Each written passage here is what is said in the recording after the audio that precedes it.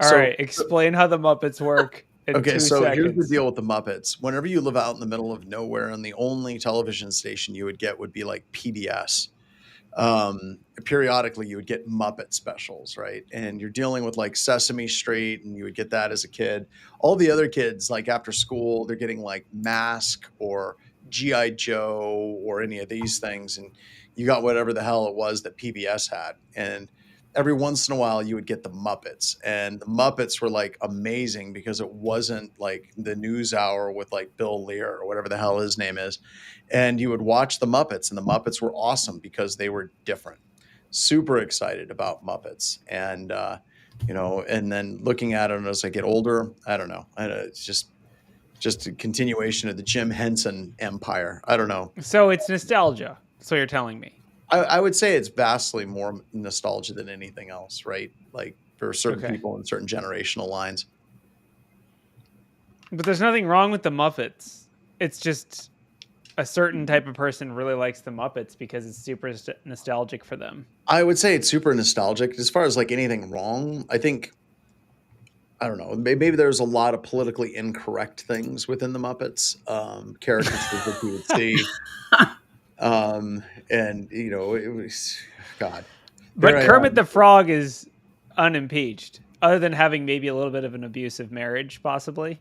Yeah, but it wasn't his fault, right? He wasn't the abusive one. No. Yeah, that's what I mean. I'm saying like we normalized that. It was like, haha, but now it's like not okay. Yeah, it's not funny. Looking back on it, it's a time capsule of the 80s, right? Like, There's a reason he drinks.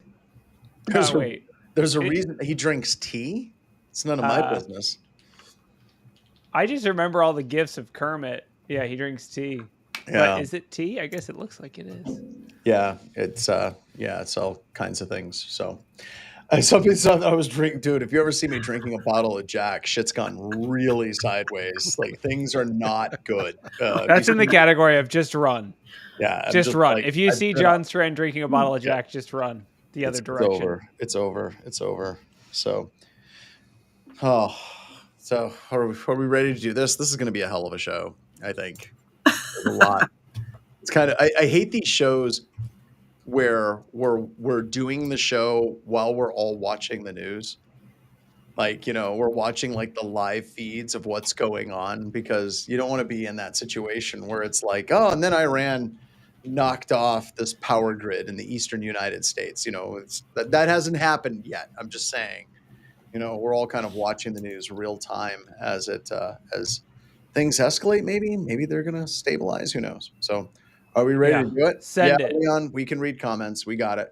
We read all the comments, and if they're bad, we ban you forever. So yeah, we do. No, I'm just kidding. All right, go for it. Politics, religion, and Muppet comics. That'll get you kicked out of here real fast.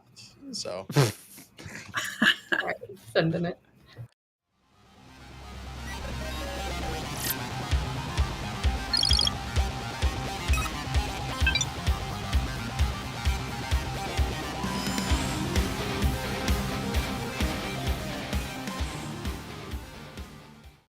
Hi, and welcome to Black Hills Information Security. Hi, Miss Piggy. Animal! All right, try again. Animal, sorry. please calm down, Animal. Oh my God. That's good. He's nailing it. All right, do the actual intro. I'm sorry I derailed it. Oh my God. Hey, everybody. Hello, and welcome to another edition of Black Hills Information Security, talking about news.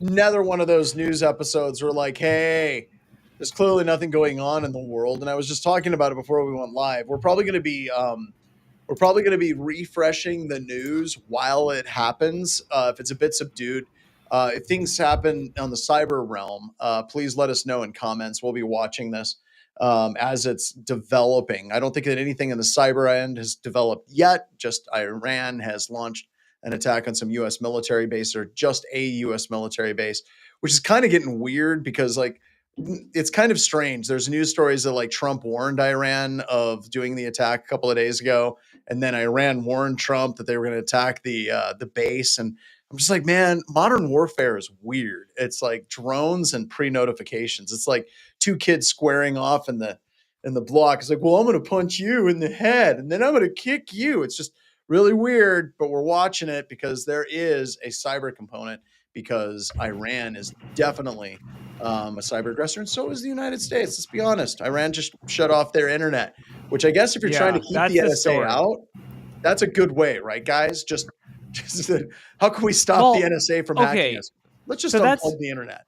That's the part I don't get. So the article is a TechCrunch article that basically is essentially virtually everyone in Iran lost access to internet earlier this week. This was from June 20th. Yep. So this is kind of a last week thing. I'm not sure if this is currently still happening or what the status of the internet in Iran is, but basically they blacked out their own internet, which we've seen this before, but I'm always like, this seems more counterproductive than productive. I don't know. Like, So are they drones aren't just using the internet, are they? Like, do I not understand how drones work? No. So going back to some historical context, so whenever you're looking at like Gulf War, especially Gulf War II, one of the things, and I think I've talked about this on the show, the internet actually stayed up in large swaths of Iraq. And, anytime there was anything that was done in Libya and things like that, people would think the United States government would shut the internet down. And that's not true, because the internet is one of our biggest intel sources. So if you're looking at recon and how the NSA actually works, a lot of times they can identify where key assets are by tracking the communications of those assets. So in a lot of scenarios, the guy Fatma I'm not going to say that. I cannot say this person's name properly, so I'm not going to try. But an Iranian spokesperson said many of the enemy's drones are managed and controlled via the internet. Is that true? Because if it is, that's terrifying. No, I maybe over some cell technologies. But honestly, there's also some weird things. If you get down at the bottom of the article, there's someone quoting saying that people are getting around these restrictions relatively easily. Where is it? Technical there people. it goes. It says, Yeah. they My can friends use are tech VPS. savvy, so they can bypass these restrictions. So that last quote, the reason what I was trying to get to is usually the United States wants the internet to be up and running because they can get intel out of it. They're not going to shut down their biggest source of intel, because you can track assets, you can track targets, you can track success of different operations. So them shutting down the internet in Iran, it could have been a self-shutdown. When I first read this, that's what I thought that they were doing. But whenever I get down to the bottom and they're talking about how their tech savvy friends can get around these restrictions, that leads me to believe that this has more to do with information management and psyops than it does actual technical ops relating to actual attacks or defense. So that's kind of where I leaned towards the end, because if you were truly concerned about the NSA, you wouldn't have something where your tech savvy buddies that know how to use a VPN can get around it. It's not the NSA they're worried about. The spokesperson said it's Predatory Sparrow, which is a pro-Israel hacker group. Predatory Sparrow is the threat actor name. They haven't really been officially associated with their Israeli government, but it's if you're going to try to keep those guys out, you wouldn't shut down the internet so your good buddy can get around it. They're clearly doing this for information management. Well, it seems also counterproductive to me. Arguably, the best case scenario, if you're a nation state hacker, is to take down the entire country's internet. No, it's not. Once again, your best thing is to keep that internet up and running, because that's your source of intel. You want people using cell phones, and especially cell phone networks, right? They can track the cell phones associated with different, let's say, different high-ranking officials. So if you're looking at how a lot of people do ops, like SecOps, if they have a regular cell phone, like let's say I've got my cell phone, right? And you can track the location of people's cell phones. We've known this for years. People have been doing it in paparazzi for a long time. It's how cell networks work, right? You have to be able to track the location of cell phones. So what you can do is you can track that cell phone. And then in times of crisis like this, a lot of people will switch over to burner phones, and then they'll shut off their personal cell phones. Well, that switch off from where one phone goes dark in a location and another one lights up immediately in a location is a good indicator, right? You're looking at like a pattern of life, and you can now track that phone. So once again, if you're in a global nation state on nation state action level event, you want that network to be operational because it is one of your biggest places of intel in SIGINT. So you want to keep it up and running. So there's no real good reason to keep that if you're trying to attack someone to shut it down completely, especially if you're the United States or the No, Israelis. it sounds to me more like what's happened anytime they've had massive protests there and shut down the internet, That's it. etc. Check, nailed it. It's trying to go ahead and control their populace so that way Yes. they don't see how bad they're actually doing. Yeah, or they can control it completely, right? Because if you were truly worried about the Israelis, you were truly worried about the NSA, you would literally pull the plug. But I'm also super confused because the foreign ministry of Iran is tweeting, "The world must see the truth. The Israeli regime is committing aggression against Iran." Like they're also like, "Okay, you're allowed internet to tweet about why we're being attacked. Everyone else is not." Like, yeah, it's much, a weird. right? I don't know. Control. Well, the I mean, how else are they going to keep themselves up so that way they can try and counterattack cyber through the internet? Yeah. I feel like this is just chaos. I'm chalking this up to chaos. I don't think this is really much of a calculated move. I think it's just whoopsie. We shut down the internet because someone asked us to, and I guess we'll half shut it down later and maybe turn it back on. I feel like it's just a chaos move. I could be wrong though. Yep, I agree. But I'm going to go with Shecky though. Like I 100% agree. They're trying to control information, right? Because if you're looking at like the current regime in Iran, and I'm not an expert in this geopolitical area, they've got two separate things they're dealing with, right? You're dealing with the bombing, and at the same time, they've had a number of different uprisings over the past few years. And one of the main concerns is that this can lead to a weakness or perceived weakness that could lead to another uprising. And to be sure, if I was in charge of Israel's defense or the United States defense, I'd be doing psyops to encourage those uprisings. So absolutely trying to control the information, just like Shecky said, is right there. I mean, they've got to be doing it. It's definitely a way to make your citizens very angry at you because you can't even doom scroll while you're getting missile striked. That'd be pretty lame. Yeah, it's kind of rough. If I was getting missile struck, I need to be able to doom scroll cat. I know. I'd be like, cat videos. Okay. It's okay. Put in the AirPods, turn noise canceling. Fine. What's going on in Puff Daddy's trial? I need a distraction. What are the Kardashians up to? Celebrity fails. LOL. Yeah, exactly. So, yeah. But there's a number of articles like CISA's warnings. Actually, there's a ton of articles talking about like be prepared for cyber retaliation. And they don't have internet. I would love, yeah, right. That them in North Korea. How did they do that?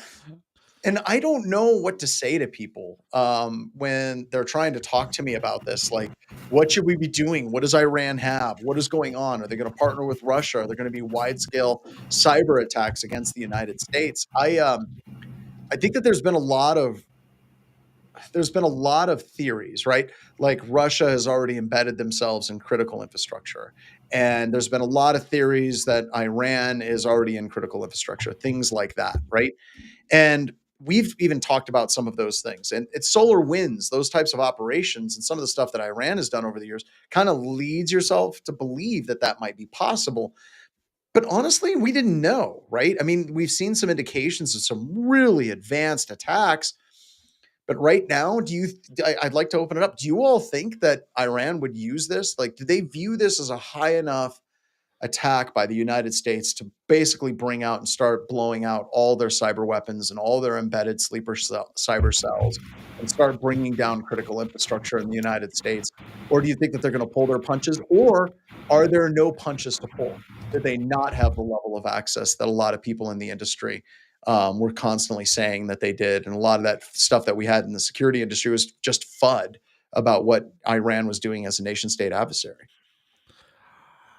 I think that there should be a little bit more vigilance. I don't think they're going to activate their cells or anything like that. I think that would be more of a last resort situation if they felt they even had a chance at that point in time. I think right now they're more concerned about preservation and holding up into what they're doing. The other interesting thing about it with it all is the age of their supreme leader nearing up that end. And reports of him going and saying, these are the three people that one of these three people should be the one to succeed me. And how much is that going to play into it all? Oh, agreed. And I guarantee they're all kind of crazy, just a little bit. I mean, that's okay, I guess. But I don't know. I don't know. Like, there's so many geopolitical things moving so fast. And to be honest with you, we got some people are saying they're just trying to save face right now. There's so many things that are moving so quick. I'm actually surprised if they did have deep access into critical infrastructure in the Western space. I honestly believe that they would have pulled those cards. Yes. They would have I think this done is those FUD. attacks. They would have definitely have pulled that on Israel at this point in time if they had that Mhm. sort of access. Do you I think think this is FUD. I don't think this is. I mean, I agree with like always an elevated level of threat, but also like, I mean, let's be honest. Who's having better success against U.S. entities right now? It's financially motivated threat actors. Like Right. that's what's working right now. Not nation state. I'm not saying nation state threat actors aren't doing anything, but like the other articles we're going to talk about in the show are mostly financially motivated threat actors. So I would argue that's probably a bigger concern than Iran, unless you're like a very specific, if you're a government entity or someone, making missiles or whatever, maybe it's a different concern. But just for the average business, I don't think anyone's taking down a napkin company because they're in the US. Like, I don't know. I could be wrong. Well, go ahead, I, Chucky. I honestly think that it's not Iran that we have to keep an eye on, but their allies, which are Russia and especially China, with Yes. the reports that we've had of how deep China has been able to get into our infrastructure at times. I think if something goes sideways with Iran to the point where one of those two feels the need to intervene, then we could see that sort of escalation. But it won't be the Iranians themselves, at least in my opinion. And the other thing that I look at, kind of like to riff on that I think is a very important take, is the whole goal of this, if you're looking at Russia and you're looking at China, is destabilization, and then making sure that destabilization goes as long as possible. So, doing a completely massive retaliation like what they did against the base seems to be really small. I don't think that, well, I could be wrong. It could just be a simple opening salvo. But I would see from their perspective is they want this destabilization to go as long as it possibly can. So they'll maybe do some attacks against a base the United States runs in the Middle East, and then maybe wait a little while, hit Tel Aviv again, and just shut down the Strait of Hormuz and shut down all of these different things. But hitting up everything all in one shot, I just don't see that in the cards, because I feel like they would have done that already. They would have already done the cyber option at that point. They also have way bigger fish to fry. Like this is way more important. Kinetic attacks, critical infrastructure on their side. Like, I don't know. You're right about the allies, but the allies also have big fish to fry. Russia's got missile attacks from a whole different angle coming from Ukraine, and like, China's kind of staying out of this right now. But yeah, Russia's got bigger fish to fry. I don't know. I'm not super worried about the cyber, but I'm also not like super connected in the intel industry, so who knows? But well, I've spent a lot of time reading and like watching tons of people talking about this, and it's just, like I said, the takes are all over the place. Like, either A, they've completely compromised critical infrastructure in the United States. We're all going to die horribly. All the way through, they really don't have, they're a paper tiger. They really don't have that good of a cyber offensive operations anymore. Or the United States is already taking it down. They've been doing that for years through other means and other kind of weird targeted renditions and operations. But I don't know. I mean, and I think everybody on the geopolitical stage, even the experts, are like, the biggest concern that they have at this point is nobody knows where the hell we go from here. This has been the thing that people are the most concerned about, is it's very hard to kind of like look at this and say, okay, this is where it's going to be a week from now, just because the actors are all incredibly unstable. Yeah. And they don't even have internet. So there is that. Yeah, they don't have internet, so we don't have to worry. Somebody was saying, Yeah, we talked about the use of AI propaganda. Once again, I like the AI propaganda stuff that I've seen has been absolutely insane. Uh-oh, I think we lost John. He looks really happy in that like freeze frame though. So what is AI propaganda? What does that even mean? Is that just people posting images like the one posted in Discord of like hilariously outscaled F-35 or whatever that is, that's like 10 times or maybe more bigger than it actually should be? Is that what's happening? Sorry, John, you cut out. Yeah, I don't know. I think to answer your question, Corey, it goes more along the lines of deep fakes that are being produced at this point in time. Well, and getting into the deep fake thing, like as this thing progresses, you're going to get a lot of information coming out from the places. And we've already seen this in Ukraine, and we've seen this in Russia, right? Where, and God, you can even go back like 7-8 years ago, or it wasn't even AI generated, but kind of creating these campaigns like, look at all the people that have died here. Look at this horrible thing that happened, and it's AI generated. It's getting weird to try to, you almost need to verify something happening from multiple different locations. Like the original missile strikes against Tel Aviv, whenever the first retaliation came back, one of those things, it's like, okay, from the news perspective, we have the same event happening from multiple different cell phone cameras, from multiple different angles, multiple different geographic and geopolitical places. Okay, this is probably some real news. Yeah.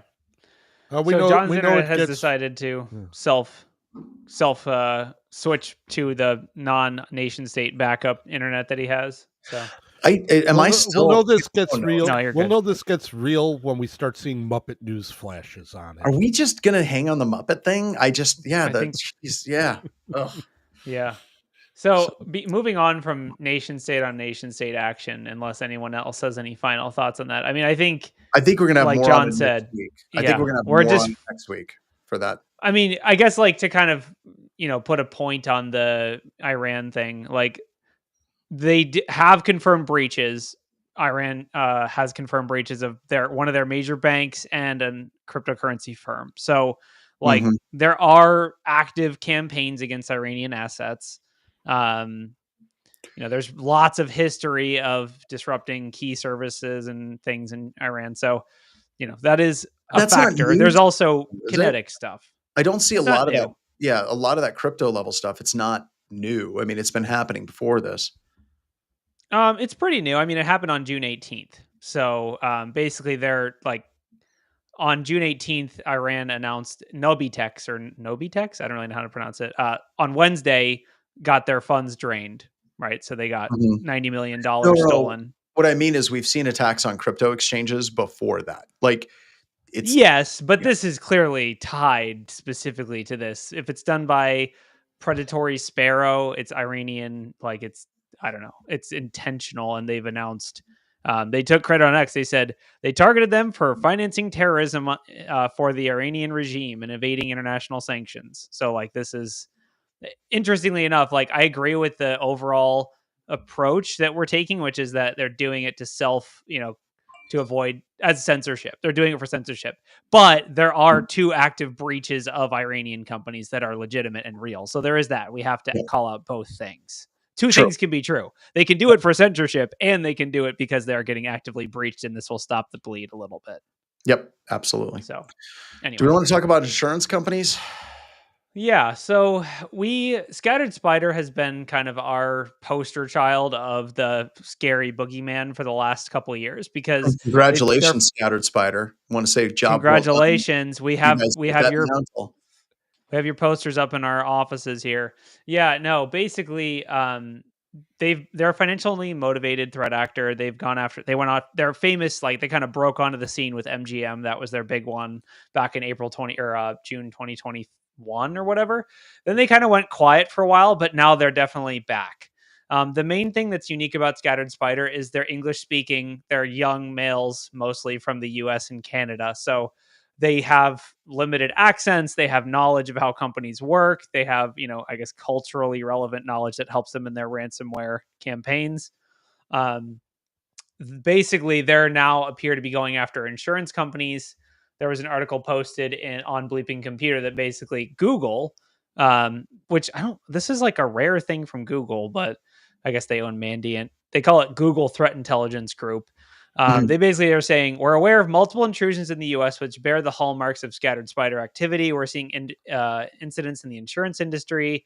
So just to kind of list, Philadelphia insurance is down or was down and had like a data breach notice. Erie insurance was also down. That one I think we should dig into a little bit more because the Erie insurance one specifically on their website, they say it's not ransomware. But I'm like, it seems to be ransomware. So yeah, I don't really know what's going on there, but yeah, basically, sorry, this is the wrong article. Again, it's the one that's, can send it. It's hackers switch to targeting U.S. insurance companies and big whales breaching. That's the article we're talking about.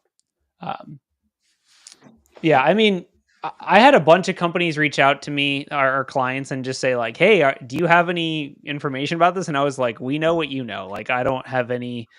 It fits. It makes sense." Oh yeah, also Aflac, which I'm just thinking of the goose. The goose. Yeah, Aflac is in the list. But yeah, I guess John, did you read the Erie Insurance like statement? My question is, how can you be down for 2 weeks and not be ransomware? What scenario possibly is it? Okay, let's say that it's not ransomware. It's actually more terrifying than ransomware, right? What is that though? What? Incompetence? Okay, so let's throw out some things because rampant speculation is what podcasts do, right? One of the things is at the heart of a lot of these companies is incredibly decrepit legacy hardware and legacy software. AS400s. AS400s. We joke about it all the time, but I have people all the time that are like, dude, no, we're running AS400s with RichAds. Oh, yeah. No, it's not a joke. It's not a joke, right? And those systems are getting harder and harder to maintain. We've talked about it over the past couple of years, how going and trying to get components for some of these legacy systems is next to impossible on eBay. And if this thing goes down, who the hell maintains it? And I kind of, the only other thing I can think of that if it's not ransomware, it's ridiculous tech debt. It's absolutely. That's what I was thinking. Like they messed up their backup restore and like accidentally deleted all their backups. Like it's got to be just incompetence, like Shecky said. Like really bad incompetence, right? And this is one of those things. Remember, whenever we're testing, we'll find legacy technology and we'll put in the report. It's like, hey, you're running unpatched and unsupported systems, right? And they're like, yeah, but did you hack it? And it's like, well, that's not the point. You're going to need to replace this at some point. And they're like, well, you didn't hack it, so we don't have to fix it, right? And it's like, no, at some point this will be bad. But this has been a fight that we've been fighting for the past decade, right? And even probably earlier than that. I think the funniest comment so far, Flakvest says the threat actors ran updates on their AS400. That was what there happened. You go. That's don't threat. If you don't pay me right now, I'm going to update this AS400. Like, I will patch your system. Those 2000. They'll get hired. Not many people can patch those. Yeah. Well, they didn't say patch it successfully, but enough. It was an unsuccessful patch based on the fact they've been down for 2 weeks. Oh, and XB is talking about Solaris. That's DoD's favorite, right? Like you get into defense systems, and they're running Solaris Spark 8 and 9 systems still. And the people that know how to code that or fix it are gone. And this is one of they kind of kept taking a detour over to artificial intelligence that's got me completely spooked is all of these companies are like, F it. We're done with developers. We're doing all of our stuff through vibe coding. We can replace all these developers with artificial intelligence. Who the hell is going to maintain that crap? Like, what is the tech debt curve of doing code that has artificial intelligence behind it? If you're looking at tech debt, like, and we're just speculating on Erie, I'm guessing it's tech debt. Some horrific change management process failed because it's either that or ransomware. And at this point, if they're lying about it not being publicly traded, yes, they're a publicly traded company. They can't lie. I mean, well, I guess they can, but they'll go to jail. Yeah, you can't do that. There's a lot of times they'll be like, it's always like, well, is there evidence? I guess with ransomware, there would be evidence because there'd be the ransom, but I don't know. Yeah, they can't get away with that. No, you cannot. You cannot explicitly say it's not ransomware and have like, there's no way. I don't know.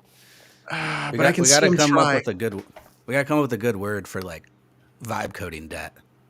Vibe debt? No, that's too. It's not vibe debt's not good enough. Yeah, I mean, let's just call it Skynet. Just call it Skynet. That's what it is. Skynet. It's debt to Skynet. Skynet. I don't know. Yeah, you're like, all right, we got to get more AI to fix the AI code. Guys, I got to be honest. This whole AI thing, it feels an awful lot like outsourcing back in 2000, or like the .com boom. It really, really, really feels like everybody was outsourcing to India, and that was going to be it for a ton of American jobs. We don't need developers in the United States. We can get them in India much, much, much cheaper. Look at all the money that we're going to save. CEOs coming out saying it. And what was the book, The 4-Hour Work Week? Like the whole premise of that book was outsourcing your professional life to some people in India, right? And it feels just like that again. It just feels like the same level of crap all over the place. It's just coming back around again. I think that's accurate. And I think similar to what happened with outsourcing is long-term, some stuff will make sense to outsource and some stuff won't. And some stuff AI will have applications that work really well. And it also will have places where it doesn't belong. So dude, we've talked about it. I think AI is phenomenal for pseudocode. For like not even pseudocode, but like functional kind of shiv. For shiv code, like we write for hacking, it's great. Yeah. You don't need any. It needs to work once, right? It's hand fine. Those components off to a competent development team that can actually build it appropriately. Is shiv code a term you guys use? I've never. That's like yeah. You didn't. It's a total industry term. You didn't know about shiv code. It only has to work once, man. If I'm launching Python.exe. Python.exe exploit.py. As long as that functions once on one system, I'm good to go. One time. And for hackers, we just need it to work once. That's it. That's all that we need. So, and AI is. But if Facebook's doing it, that might be a problem. Yeah. I've talked to companies lately that are like, yeah, we're completely just reskitting our entire development team and doing all of our stuff with AI. I'm like, it's going to hurt. It's going to hurt real bad here at some point. And Erie. Like, I know it's probably not AI, but there's some tech debt. There's clearly either they were ransomware or horrific tech debt occurred. And that I think we're going to see that type of tech debt catastrophic failure happen more and more and more moving forward, especially as more and more of the code is getting abstracted through artificial intelligence as well. Somebody said that's me with C++ rec debt. There we go. Yeah. So what else? So I guess Wade. Insurance. Go ahead. What you got? Which number? I was going to say, Wade, tell us about, you got any good threat intel about Scattered Spider that you're willing to share here? I mean, I don't know anything about Intel, so I just like read news articles and I'm like, that's Intel, but I don't know. So you mentioned Intel and it summoned me, but I have been internetless for the last 3 weeks. Yeah. Were you in Iran? Were you in Iran for the last? Wait, hold on. Are you working for Erie Insurance in Iran? I can't confirm or deny the existence of me working for insurance firms on site for 3 weeks, but let's just say there's some better detections in place. They're not shiv detections for sure. So what happened with Scattered Spider? Like, I honestly have no clue. I mean, basically, chose not to read anything. No, you're good. The article was basically just that now they're going after insurance companies. There's Aflac, Erie, Philadelphia. There's a bunch that are currently out dev tunnels. Or claimed. That's all it is. It's dev tunnels. I'm gonna tell you just dev tunnels all the way down. Tunnels. I keep seeing dev tunnels everywhere. Yeah, but it's That's like good. This is the way like the hacking community has been for the longest time. Like I go back to like early Microsoft, right? If we're looking 2003, 4, and 5, people were looking for RPC and LSAS LSAS through remote procedure call vulnerabilities, right? And it was just like the attackers were focused like a laser beam on that. You can move up to Adobe, right? Like Adobe had tons of vulnerability, especially in like their compression software. And every attacker was just exploiting the hell out of Adobe. Before that, it was Flash. You move forward a little bit, and you start seeing exploits in Oracle, whoever the latest exploit surfaced du jour. We're seeing a ton of news stories now, and we'll talk about one maybe a little bit later, RMM tools, where attackers are going after these RMM services that MSPs and MSSPs are using, and they're just popping them all over the place. Like, you're just seeing exploit after exploit after exploit. So when you see like the insurance company, I think, what was it last year? It was a bunch of credit unions across the United States. It's just, the attackers are weird in the fact that it's like a dinner bell goes off in a certain market segment or a certain technology stack, and they just pigpile on that until something else shows up, and then they kind of pivot over there and they start nailing it. So this is just the next iteration, right? That we're just seeing it. They're going to insurance companies again, and I guess it's insurance companies' time in the tank. Yeah, and and just to kind of like give a little bit of, because we try to give information that could actually help our audience. So their primary technique is social engineering. They have a few different social engineering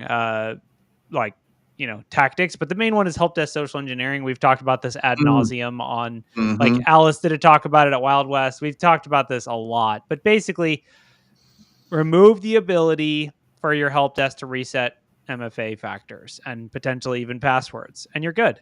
That's all you got to do. There's also some SIM swapping happening, but for the most part, it's social engineering. It's targeting employees directly, and it's targeting help desks. And so just be on the lookout for social engineering. We should, I guess, let's address this 16 billion data leak thing. God, another one. Yeah, this is one like a bunch of people. It's kind of weird. We're a news podcast, and it's like, oh crap, this shit again. Yeah. So this is, a lot of people hit me up and asked me about if I had this data, or, if I, this is worth going after. I think so. Yeah, this isn't a new breach. There was a bunch of news circulated about, Apple accounts are breached, but it's just Stealer logs, people. It's nothing new. It's just someone catted a bunch of files into one file, and now that's a new breach. This data is nothing new. It's mostly consumer data. It's not employee data. It's not like, these are info stealers. They're just combined together. They call them combo lists. Attackers just combine them together and market them as new things. If you have something like Flare or SpyCloud or IntelX or, any data breach, dark web, intel source, you're already covered. If you don't have that, you should get that. But definitely, this is nothing new. Just go on Have I Been Pwned, sign up for it for your company. Have I Been Pwned has been lagging a little bit. I don't know. Did you guys see that drama? They had a bit of an outage. It was brief, but it was brief. But also, like, people are bringing up, I don't know what the acceptable time limit is for but breach notification services. Like, have I been pwned to get this? But people were kind of flaming Troy a little bit and saying, this isn't on Have I Been Pwned yet. So I don't know. I guess I would say Have I Been Pwned is not info stealer data. And it never has been, and it never will be. So if you're expecting to go after credentials like this, don't do it on Have I Been Pwned.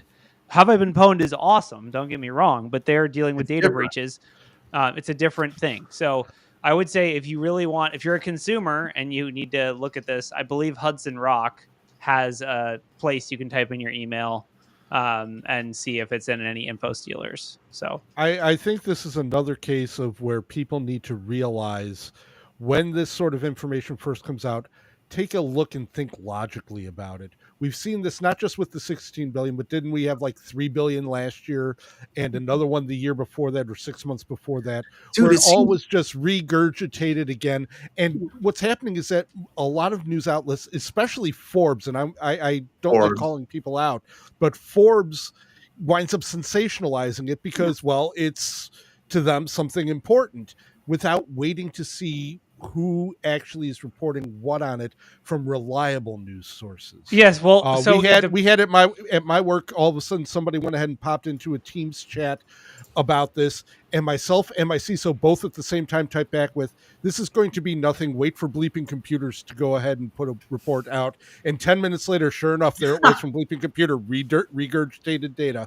Yep, not a big deal. Well, waiting for it. So what happens is journalists go on raid forums or breach forums and they see the post that says for sale 16 billion credentials for Apple, blah blah blah, and they kind of get taken for a ride by these hackers marketing. That's basically what it is. They're falling for marketing by hackers because hackers are trying to market to people buying this data, so they're going to make it look really juicy to the people who are going to be sending them bitcoins. So it really comes down to just doing, like, understanding basic, if an attacker claims it to be true, that doesn't necessarily mean it's true. Just because someone posted it on breach forums doesn't mean it's a real breach, right? Like, I want to go back to the Forbes thing too, right? And I had a family friend this weekend that brought this up, and it was a thing, right? And I was like, usually what this is a collection of other breach data that they've molded together into a big list and all this stuff.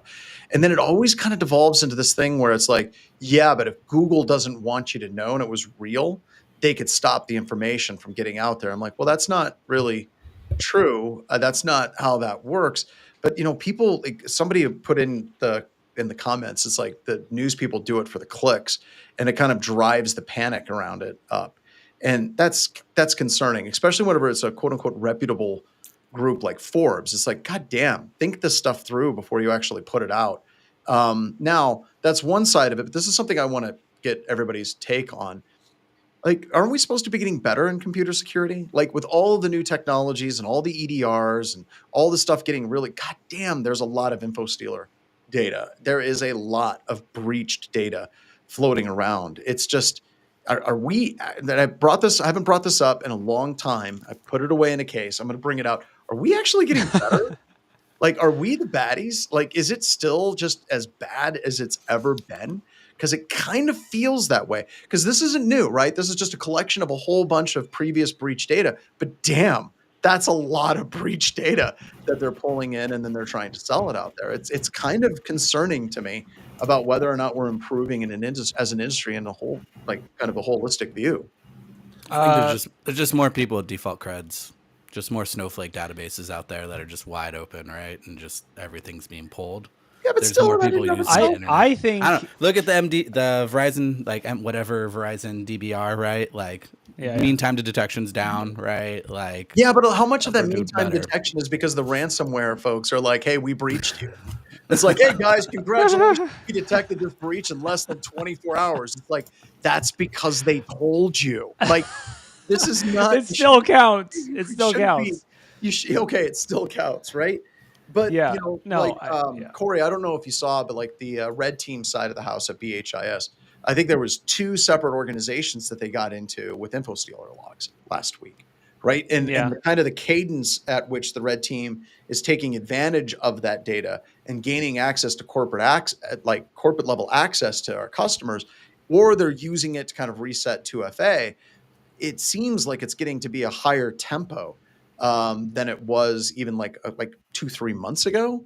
So I think it's getting better. That's my opinion. Having been doing heavy InfoStealer research for like 2 years, it's definitely gotten better. Wait. I would say clarify, Corey. Better for us, the pen testers, or better for the community defending? I think because that can be 2 different things. When you say no, it's good.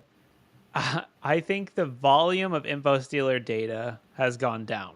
I think the amount of credentials coming out of botnets. I mean, we've seen also talked about on this show shutdowns of major stealer networks that have happened over the past year. I think the volume's going down. The data doesn't go away. And that's the thing. That's the really important thing to understand about InfoStealers is if you don't have a service like, Antisoc or Flare or whatever, pick a thing. Someone needs to go through all the backdated data and make sure that you aren't continuing to be vulnerable to that data. We've seen cases where we'll pick up an InfoStealer from 6 months ago, a year ago, 2 years ago, 3 years ago, and it's still valid. That's the problem. It's that the data is still valid after, it being disclosed 3 years ago. I think less and less is being disclosed over time as we see some stealer families going away. We see better anti-malware. We've even seen people moving away. Like Google now has their like more secure browser, credential storage. They're like, the industry has adapted, but if the data is still valid from 3 years ago, then it doesn't really, you can't unpublish that. So you almost look at this like it looks like it's getting worse, but it's more of a snowball effect. Just because it looks like there's monster amounts of InfoStealer logs. We're seeing a lot of InfoStealer logs that maybe are 3-4 years old that continue to roll forward. So even though it's going down, we're still dealing with all that traditional huge amount of InfoStealer logs that's maybe a few years old. Yeah, and it's like, I guess what I would say is from my perspective in security, if credentials are, if a username and password gets me into your company, you're screwed. Like, you don't, there should be... Do you remember the fight that we had with our customers whenever I made it a high vulnerability? If you had just used single factor? Yeah, single factor authentication. I think I was on the phone with our customers at least once or twice a month defending that, right? Like saying this is a critical, I can't remember if I said it was critical or high, but if you had it right there, instant high. Yeah. Single factor authentication, do not pass go directly to instant high. I haven't had to fight that, Corey, in like a year. Because InfoStealers happened and then they got hit legitimately with this and their customers got hit. And and that also is one of the reasons why we started Antisoc, right? Because that point in time, this is turning into a commercial, I apologize. But that point in time security assessment for pen testing doesn't really work as well as it used to. It's like something that needs to be monitored over a longer period of time. Yeah, I mean, it's still good to check in your annual pen test if you have exposed dark web data, but we can also check it like 20 minutes after it's posted. Yeah. So that's, definitely faster time to react. But I definitely think that InfoStealers like this are still the reason we harp on it so much is because I still think the average person has no concept of it. Also, we are seeing to kind of like argue against myself, we are seeing an uptick in the ways that people are deploying it, right? Like one of the articles we have this week is more watering hole attacks on GitHub for open source tooling that deploys info stealers. Excellent. Right? So like, can we bring up that story? Because this story scares me. Go ahead. Yeah, I mean, it's like all supply chain attacks where it is scary, but you're also like, well, I usually don't just decide to run a new open source tool that I've never used before on my, but people do. Yeah, but Corey, I don't think that's not the thing that scares me. The thing that scares me is the XKCD comic when they're talking about like legacy apps where it looks like a whole bunch of different Lego blocks, and all of the technology that we're building on today is built on a ton of technology below it. And, that's the thing that concerns me is one of those downstream open source packages that everyone uses. Like what was the one, XZ, the crypto library that was used in SSH? That was like a 3 to 4 year like op to allow them to install malware into that package. I think we're going to see more attacks like that, right? I mean, this isn't that. This is totally No, you're right. It is. This is a Trojan. This is a Trojan. Talking like how this can go worst case scenario, right? Like this is people completely putting up malicious packages in the hopes that someone downloads it and runs it. Yes. I mean, the XKCD comic is accurate, and the vibe that, you being scared is totally accurate. This specific attack is more just Trojans. It's making something that looks really juicy on GitHub, like this tool will get you DA in 2 seconds, and then it just has malware. They're just going to fall into that trap again and again and again. New DA exploit, right? Or I mean, the other thing that really in the past is where they fork existing packages that are heavily used. Yep. They come up with a modification and they say something like, "Oh, this fixes a detect in this product X, like crack map exec." And got the back door in that situation. And this is also search engine poisoning. What about also adding in the tools that come in, such as PyPy, which we've talked about plenty of times? Didn't this article say that there's still more malicious PyPy packages than GitHub packages? Like PyPy is still like the dregs of like the internet right now, or a lot of malicious packages coming in. Totally. And I think this article more is interesting as how sophisticated they're getting and how kind of like prolific this is, more than you might think. Like this is definitely, they're embedded, the Visual Studio project files, like, different, like they're deploying this kind of malware in a bunch of different ways. It's not just like shell code, don't modify this before running, please. Like it's more like, and this also sucks because this gets into the forever day category, because there's no legitimate pen testing firm that can use this as a technique to gain access to an environment, right? It's kind of like the malicious Google. No, I'm serious. Like if we set up a GitHub repository and we have it out there and it's publicly accessible, it's very hard to limit that test to just the target organization, right? I mean, we create malicious PyPy packages to break into an organization, or malicious Google apps or Apple apps. It's really hard. Possible. It's absolutely possible, but it's really hard to limit that to just the target organization. So it doesn't get the level of review that a lot of traditional tactics that we use in pen testing would. Yeah, I mean, we totally can. You're going to want to have your lawyers check that one out before you do it. But yeah, that's totally possible. It's just, like you said, no one's brave enough to actually do it because it's just straight up dumb. Yeah. But yeah, I mean, you can simulate it pretty easily, right? If you're breaking into an organization, you don't do a watering hole attack on SharePoint, then are you really trying? Yeah, true. Well, that's kind of a different variation of this, right? It's kind of a different variation of this. All right. What else do we got? I mean, there's SimpleHelp, RMM, another RMM tool that attackers are attacking. I didn't see that one. I saw the local privesc on Linux. That one's kind of interesting. What else we got? So I just put in the link. It's another CISA advisor. Okay. It's just another RMM tool. Once again, you're having attackers that are, they're really focusing on that space because there's been multiple RMM vulnerabilities. These are great, exploit once, compromise multiple organization type exploits. So it's very similar to the insurance thing that we talked about earlier, where you're seeing lots and lots and lots of attacks against insurance companies because they have that focus the eyes are on is on them right now. And this RMM level attack we're seeing these vulnerabilities being targeted by a ton of attackers. This also is one of those spaces where kind of the Venn diagram of like a lot of our customers at Black Hills Information Security don't deal with this, right? Because we kind of tend towards more large enterprises. And the MSP space is heavily impacted by this, but they tend not to be the same space that we run in with a ton of what we're doing on this as well.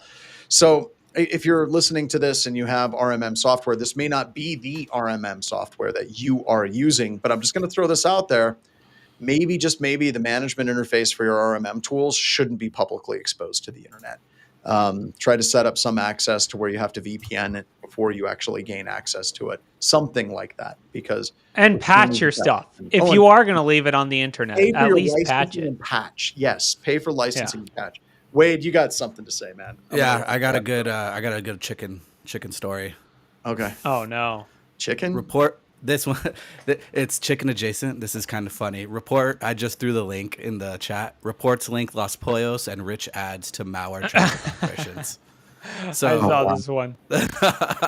Whoever threw this in, I applaud you. So pretty much, Infobox came out with some good threat intelligence, how legitimate cybercrime groups are teaming up and actually using legitimate ad space in order to infect people, right? Pretty much exactly what you're saying. Like, there's no way a legitimate pen testing company could pull something off like this. They're using smart links, which are like, I mean, this is like the whole, what is it called? The click fix. Is that what it's called? Click fix? It's like the new tactic to deploy malware, where it's like an ad and then the ad redirects you to malware. Oh, well, there's one. Is this kind of a variation of, like, we've been talking about it for a while, how like NSO Group has the capability of delivering malicious ads and malvertisements to deliver malware at a very sophisticated level? And is this just attackers kind of I haven't read this article yet, just kind of taking that pathway to gain access to environments? I think that's basically it. I mean, it's more focused on consumers. These are watering hole attacks, right? So they're not really going after like enterprise with this. I don't think they're targeting, it's crypto stuff, viruses, stealers, like it's consumer attacks, which is why we, don't see it a lot. But I mean, it's an ad, it's malvertising or whatever you want to call it. I think the most shocking part of this article for me is that here are the names of seemingly legitimate firms, and I'm just going to list them. 1, Los Pollos. 2, Bro Push. Ooh. Wait, that's not 3, legit? 3, RichAds. Yeah, those are apparently legit. Bro Push. Ugh. I totally thought Los Pollos was one of the cybercrime groups. I know. It says, okay, it does say seemingly legitimate. It's like, is it legitimate? This goes into, like, I've had to deal with a couple like domain phishing for organizations. Like, all of a sudden there's a domain that looks like your organization, and then next thing you know, people are emailing you. And there's all these registrars and stuff out there that are quasi-legitimate, right? So it's like they're hosting on these 3 websites. They're using several different tunnels to get through you. But I feel like a lot of these ad spaces or ad companies are right there on seemingly legitimate, where they probably have something to go and like, hey, this is malicious, and tell them, but they're not looking at it. They're never looking at it. They don't care. They already got their money. So it just sucks. It's fine as long as their spice is flowing.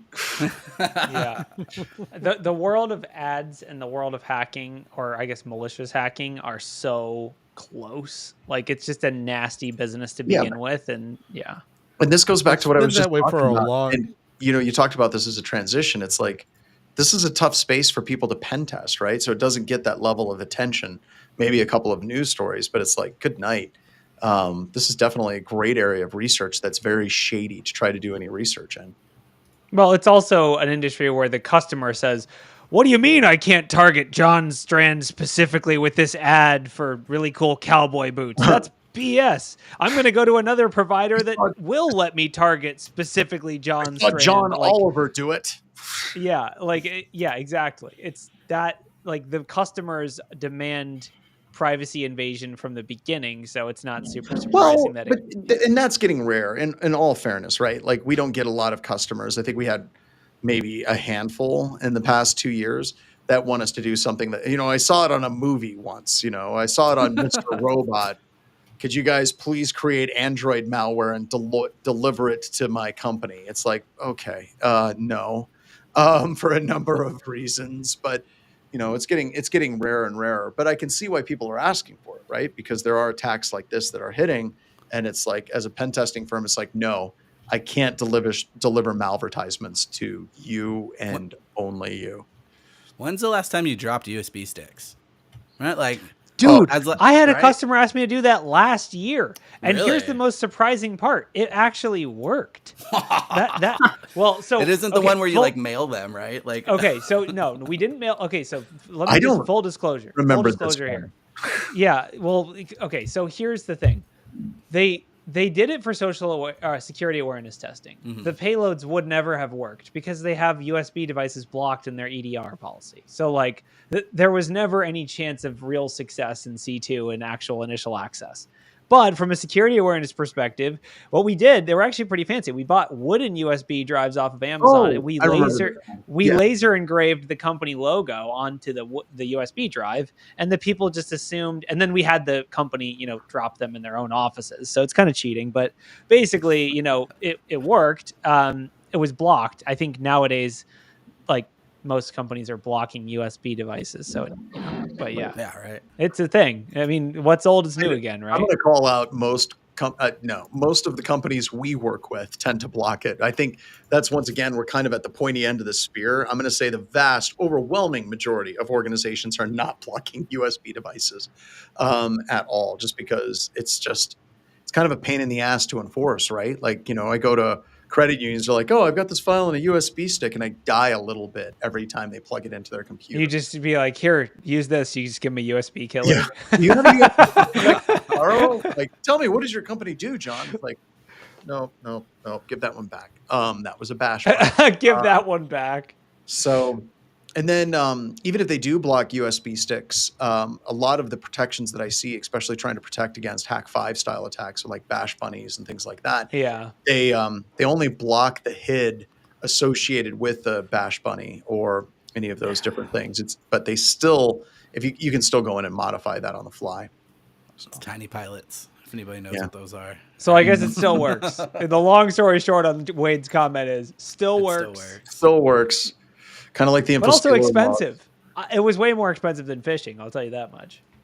Yeah, but that kind of gets into the big attack that we did closing out last year with the gift cards, right? Like, and that's kind of one of those weird barrier to entry things. If you put a little bit of money and a little bit of class into an attack, like, you actually spend money on real Amazon gift cards, all of a sudden the success rate goes up. You do laser etching on wood things for USB sticks, all of a sudden the success rate goes up. Because I remember this attack now because I approved the pricing for it. I remember, like, how do you think like threat actors would do this? Like, it sounds like really cool, but for me, I'm also thinking like it's just another way to be tracked down, right? Doing the fancy stuff. Like, you bought these USB drives that like had laser labels. Totally. What if I then took that USB drive, figure out who made that, then ask them, and then subpoena them for like, right? It's like, it leaves more paper trail. No, our rule of 100%. Our rule of thumb when we're operating in Antisoc, we have a rule where we don't try to evade subpoena power because it's not really possible for us. Yeah. We try to evade you, Wade, specifically you. We try to evade a quick check by a CTI investigator, SOC analyst person.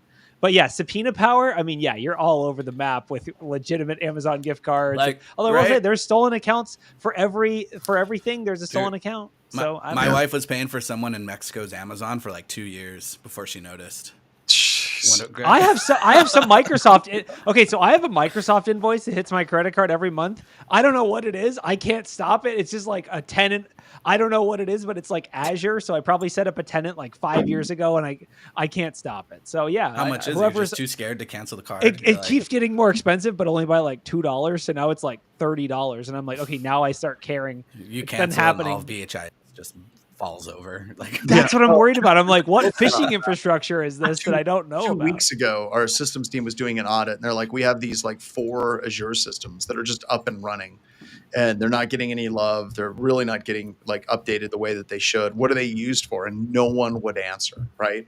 And it was they finally got it up to me, and they're like, John, we need approval from you to shut these off. And I'm like, well, what are they doing? No one knows. And I'm like, God, I'm like, shut them, pause them. And while we did it, everyone was just kind of hunkered down, like, okay, is the company still functioning? All right, we're good. All right. So, yeah, it's the equivalent of the server in the closet, but it's the server in the cloud that's been neglected. So, Aye. all right. Any other final stories? Has there been any updates in the news? Like in the middle of us, Iran launches large-scale cyber attack against the United States. No. All right. Sweet. Did you see the data broker one? It's a little bit hardcore. I don't know. Dude, do you want to talk about that one? Because you popped it in. I don't think we have it in our link. Did you share the link out? Let's go ahead and talk about that. Yeah. Data So broker one. Close it out with some heavy. some heavy, right? So this is like the first news article I read when I came back and had internet too. Oh, Really? You're like, Yeah, going I was like, deep. what is going on, right? And what a couple weeks to be gone. So pretty much if you know about like the latest news where a Minnesota lawmaker was assassinated by a person, we won't go Crazy deeper into person. it. Crazy person. But But as they searched his vehicle, they actually found a list of 11 data brokers that he used in order to figure out where people assumingly live and information about them, right? We've talked about data brokers so much, and I'm sure he probably only paid $11 for all that information to get that and to actually it's find, free. Right? I doubt he paid It's anything. ridiculous. I think this is the first time I've actually seen data brokers called out in a crime. I think I'm going to have to agree Is with the that. list been published? Has the list been published of data brokers? Let's see. There's an or is it affidavit just there is a filed list by the FBI. We can go into it. I hate there's a Control F quote data in there. brokers. Like, data brokers get people killed. I'm like, well, they can. I just don't. I mean, yes, you're not wrong about the logical leap, but So here it is. Data brokers get people killed every day. The problem is cops just don't look for it as a methodology. I'm just like, oh yeah, it is. And that comes from the dude whose company is obscuring your digital footprint. I don't know. I would like to see. I'm going to do a Wikipedia citation needed on that. I mean, yeah. Well, I mean, basically, this is one of those things. I think it's kind of like the other one where there's two things can be true. One, this can get blown out of proportion because it's the classic save the children type argument, right? Two, this can be an egregious oversight by U.S. law that a lot of this data is public, which is how these businesses operate, right? So it's like there is a genuine legislative issue where it is totally legal and okay to operate a business in this that discloses this information for free or for a fee. yes, It is also, which is wrong and bad. It is also possible for people to do this even with no data brokers, right? So it's like, well, somebody made a joke on. Well, I don't know a joke. They made a comment about before this. We had the white pages, right? Phone books had people's addresses, and they would just put people's addresses in the freaking newspaper, dude. all right. They'd be like, John, who lives at 432 Maple Lane, will be having a wedding ceremony on Sunday. Like that's just in the newspaper. Anyway. Well, All right, so in in the the notebook, affidavit, they've True got people the, search. Yeah, Go for it. I was just going to say, there's True People Search, there's Been Verified, Ownerly.com, Spokio. USSearch.com, Spokio, all the standard ones that you go ahead and hear everybody talk about. If you Google data broker, it's the same results. Yep. And once again, I don't know what the solution to this is, right? Like, well, the solution is to make this business non-viable, to make it illegal. This shouldn't be giving up people's PII for a fee should not be legitimate data. yeah, but then you're cutting off a revenue stream to a bunch of organizations that. Yeah, exactly. Correct.